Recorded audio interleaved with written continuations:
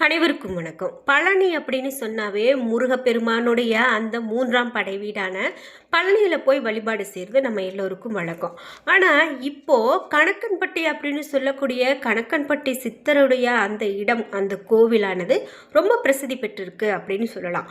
முருகனுடைய 6 படை வீடுகளில் இந்த பழனிமலை ஒன்று அப்படின்னு சொல்லக்கூடிய நேரத்தில் இந்த ஊருக்கு, இந்த கோவிலுக்கு அருகிலேயே கணக்கன்பட்டி அப்படின்னு சொல்லக்கூடிய சித்தருடைய ஜீவ சமாதிக்கு ஏராளமான பக்தர்கள் வழிபாடு செய்கிறாங்க அப்படின்னு சொல்கிறாங்க. ஏன் இங்கே வழிபாடு செய்கிறாங்கன்னு பார்க்கும்போது நிறைய அற்புதங்கள் நடக்குது, ஆச்சரியங்களை நாங்கள் பார்க்குறோம் அப்படின்னு சொல்கிறாங்க.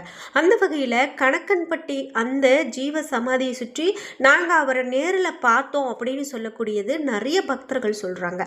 எல்லோராலும் பார்க்க முடியாதுங்க, ஒவ்வொருவரால் உணரக்கூடிய ஒரு சக்தி தான் கணக்கன்பட்டியார் அப்படின்னு சொல்கிறாங்க.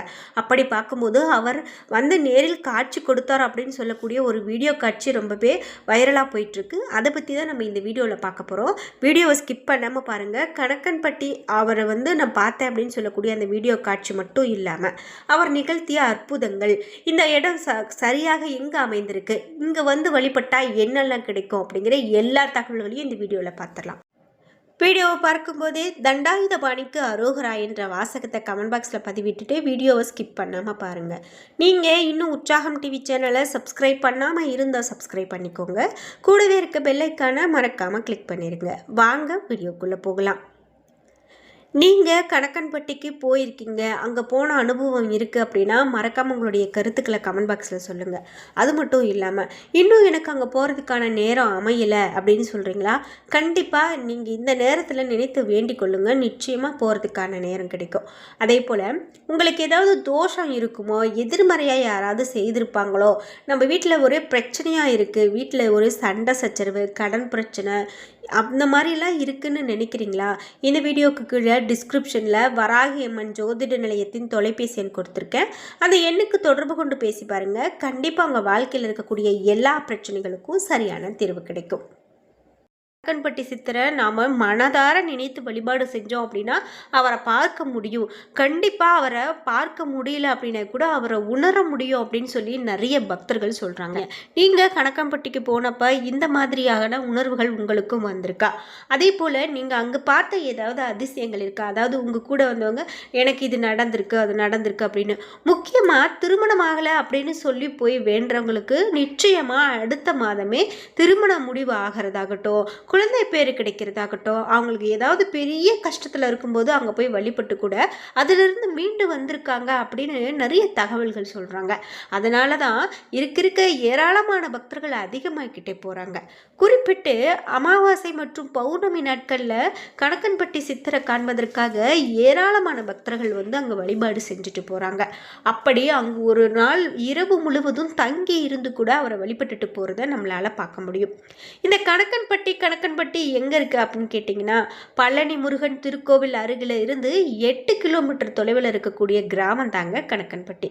இங்கே வாழ்ந்த ஒரு மிக சக்தி வாய்ந்த மகான் தான் கணக்கன்பட்டி மூட்டைசாமி அப்படின்னு சொல்லக்கூடிய சத்குரு காளிமுத்து பழனிசாமி சித்தர். சாய்பாபாவினுடைய மறு அவதாரம் அப்படின்னு கூட சில பேர் சொல்கிறாங்க. ஏன் அப்படின்னா இவர் பல அதிசயங்களை தன்னுடைய வாழ்க்கையில் நிகழ்த்திட்டு போயிருக்காரு, இன்றைக்கும் நிகழ்த்திட்டு இருக்காரு அப்படின்னு சொல்கிறாங்க. முக்கியமாக வீடு கட்டணும் அப்படின்னு சொல்லக்கூடிய பக்தர்கள் இங்கே வேண்டிக்கிறாங்க. அதே போல் வீடு கட்டக்கூடிய அந்த கனவு அவர்களுக்கு நனவாகுது அப்படின்னு சொல்லலாம்.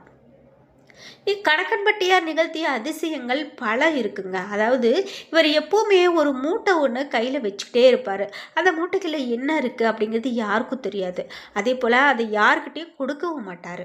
அதனால தான் மூட்டை சாமிகள் அப்படின்னு சொல்லி இவருக்கு இன்னொரு பெயரும் இருக்குது. இவர் சாதாரணமாக யார் எது கொடுத்தாலும் வாங்கிக்கிறது, எல்லாருக்கிட்டையும் சகஜமாக பேசுகிறது, இந்த மாதிரிலாம் இருக்க மாட்டார். அவர் யார்கிட்ட பேசணும்னு தோணுதோ அவர்கிட்ட மட்டும்தான் பேசுவார். அதே போல் நிறைய அதிசயங்கள் அப்படின்னு சொல்லும்போது முக்கியமாக கணக்கன்பட்டி சித்தரை நிகழ்த்திய அதிசயத்தில் முக்கியமான ஒன்று சொல்கிறாங்க. அது என்ன அப்படின்னு பார்த்தீங்கன்னா, ஒரு நாள் வெளிநாட்டில் இருந்து ஒரு குடும்பம் பேச முடியாத தன்னுடைய குழந்தைக்கு பேச்சு வரணும் அப்படின்னு பழனி முருகனை காண்பதற்காக வந்திருக்காங்க.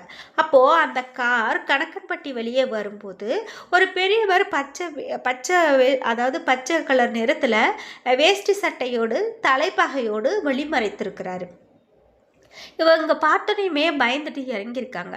அதே போல் சுத்த சைவமான அவர்கள் அந்த என்ன சொல்லியிருக்காரு, கணக்கன்பட்டி அவங்கக்கிட்ட என்ன சொல்லியிருக்காரு அப்படின்னா, இந்த பொம்பளை போய் எதிரில் இருக்கிற கடையில் பிரியாணி வாங்கி வா அப்படின்னு சொன்னாராம். அவங்க என்ன செய்யறதுனே தெரியாமல் முழிச்சிருக்காங்க. சரின்னு சொல்லி அவங்களும் பக்கத்தில் இருக்கக்கூடிய ஒரு சரி சாமி சொல்கிறாரே அப்படின்னு சொல்லி பக்கத்தில் இருக்கக்கூடிய கடையில் போயிட்டு ஒரு பிரியாணி வாங்கிட்டு வந்திருக்காங்க. மூக்கை பிடித்து கொண்டு வாங்கி வந்த அந்த பெண்மணி அந்த சாப்பாட்டை அந்த பையனுக்கு கொடு அப்படின்னு சொல்கிறாரு. தடுமாறி போய் நின்று இருக்காங்க, எப்படி நாம் இதை சாப்பிட்றது அப்படின்னு. சரின்னு அந்த பொண்ணு வந்து அந்த பொட்டலத்தை வந்து பிரிக்கிறாங்க. பிரித்து பார்க்கும்போது அந்த பெண்மணி வாங்கிட்டு வந்த அந்த பிரியாணி சாம்பார் சாதமாக மாறியிருக்கு. இதை கண்ட ஆச்சரியத்தோடு கையெடுத்து வணங்கிட்டு பழனியை நோக்கி போனாங்களாம். அப்போது அவர்களுடைய காருக்கு எதிரில் ஒரு வண்டி அந்த காரை வந்து இடிக்கிற மாதிரி வந்திருக்கு. அப்போது அந்த சிறுவன் அம்மா வண்டி அம்மா வண்டி அப்படின்னு சொல்லி கத்தி அலறி இருக்கிறான். அந்த சிறுவன்கிட்ட இதை சற்றும் எதிர்பார்க்காத அந்த பெண்மணி சாமியினுடைய மகிமையை கண்டு ஆனந்த கண்ணீர் வடிச்சிருக்காங்க. அவர் இருக்கக்கூடிய திசை நோக்கி வணங்கியிருக்காங்க. இப்படியாக பலருடைய கர்மவினை தீர்த்து அவர்களுடைய வாழ்க்கையை மாற்றியவர் தான் நம்மளுடைய கணக்கன்பட்டி சித்தர், அதாவது மூட்டை சாமிகள் அப்படின்னு சொல்லலாம். இது சாதாரணமான ஒரு விஷயந்தான். ஆனால் அவருடைய வாழ்நாளில் இருக்கிற வரைக்கும் பல அதிசயங்களை இப்படி நிகழ்த்தியிருக்காரு. இன்றைக்கும் அவர் கடவுளாக மாறியதற்கு பிறகும் கூட பல ஆச்சரியங்களும் அதிசயங்களும் நடந்துக்கிட்டு தான் இருக்குது. யார் போய் இவர்கிட்ட என்ன குறை சொன்னாலுமே அவர் சாதாரணமாக ஒரு வார்த்தையில் சொல்லிட்டு போவார், ஆனால் அது நடக்கும். அதே போல் ஒரு முறை இவர் நிலம் வாங்க இவர்கிட்ட ஒருத்தங்க உத்தரவு கேட்கறதுக்காக வந்திருக்காங்க. கிழக்கு போய் வடக்கு போ அப்படின்னு சூசகமாக சொன்னாராம். சாதாரணமாக சித்தர்கள் அப்படின்னு பார்த்தீங்கன்னா எந்த ஒரு விஷயத்தையுமே சூசகமாக தான் சொல்லுவாங்க, நேரடியாக சொல்ல மாட்டாங்க. உத்தரவு கேட்க வந்தவங்க 2 நிலம் பார்த்துட்டு வந்திருக்காங்க. அதில் ஒன்று வடக்கில் இருந்திருக்கு, அதன் வழி கிழக்கு பார்த்து இருந்திருக்கு. கிழக்கு போய் வடக்கு போ அப்படின்னு சுவாமி இதைத்தான் சூசகமாக சொல்கிறாரு அப்படின்னு நினைத்து அவரும் அந்த நிலத்தை வாங்கி வளர்ச்சி அடைந்து பெரிய ஆளாக இருக்கார். இவருடைய ஜீவ சமாதிக்கு சென்றால் நிச்சயமாக நம்ம வாழ்க்கையில் ஒரு மாற்றம் ஏற்படுங்க. இன்றைக்கி நிறைய பிரபலமாகக்கூடிய ஒரு கோவில்களில் இந்த கணக்கன்பட்டி ஜீவ சமாதியும் ஒன்று அப்படின்னு சொல்கிறது மட்டும் இல்லாமல் இங்கு வரக்கூடிய பக்தர்களுடைய எண்ணிக்கை அதிகரிக்குது. அங்கே வரக்கூடியவங்க நிறைய பொருட்களை தானமாக கொடுக்குறாங்க.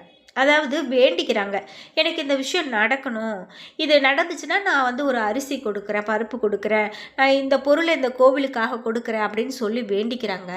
அந்த வேண்டுதல்களும் நடக்குது.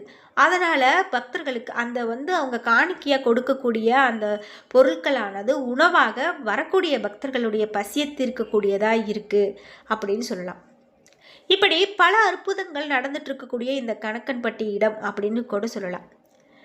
இவருடைய ஜீவ சமாதிக்கு போனோம் அப்படின்னா நிச்சயமாக மாற்றம் உண்டுங்க.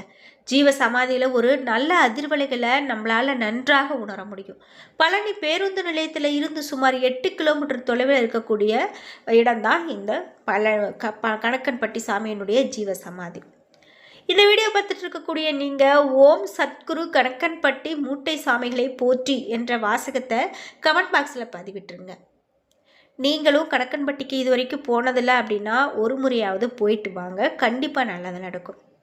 என்ன நண்பர்களே, இன்றைக்கி வீடியோவில் கணக்கன்பட்டி பற்றி நிறைய தகவல்களை தெரிஞ்சுக்கிட்டோம். அதே போல் அவர் நேரில் வந்து காட்சி கொடுத்தார் அப்படின்னு சொல்லக்கூடிய அந்த அரிய வீடியோ காட்சியையும் பார்த்துட்டோம். இந்த வீடியோ கண்டிப்பாக உங்களுக்கு ரொம்ப பயனுள்ளதாக இருந்திருக்கும். வீடியோ உங்களுக்கு பிடிச்சிருந்தா லைக் பண்ணுங்கள், ஷேர் பண்ணுங்கள், கமெண்ட் பண்ணுங்கள். நீங்கள் இன்னும் உற்சாகம் டிவி சேனலை சப்ஸ்கிரைப் பண்ணாமல் இருந்தால் சப்ஸ்கிரைப் பண்ணிக்கோங்க. கூடவே இருக்க பெல் ஐக்கானை மறக்காமல் கிளிக் பண்ணிடுங்க. அப்போ தான் நாங்கள் போடுற இது போன்ற பயனுள்ள ஒவ்வொரு தகவலும் உடனுக்குடன் உங்களுக்கு நோட்டிஃபிகேஷனாக வந்து சேரும். நன்றி வியூவர்ஸ்.